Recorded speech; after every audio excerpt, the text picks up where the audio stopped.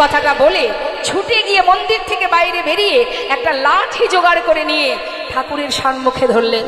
গোপীনাথ, যদি ভালো চাও চলে এসো, আর তা না হলে আমার হাতে কি দেখতে পাচ্ছ, এই লাঠি দিয়ে না আমি তোমাকে মেরে মেরে দিয়ে আসবো।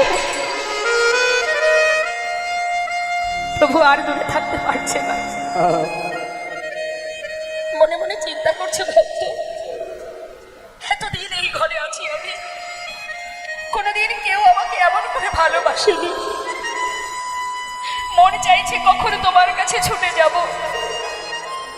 কিন্তু কেন জানি না যেতে পারছি না। কোন জোরে বলছে, ও গোপীনা একবার এসো না, আমার কি কষ্ট হয় না?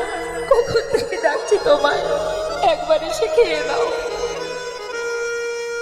ভগবান আর থাকতে পারছে না মা,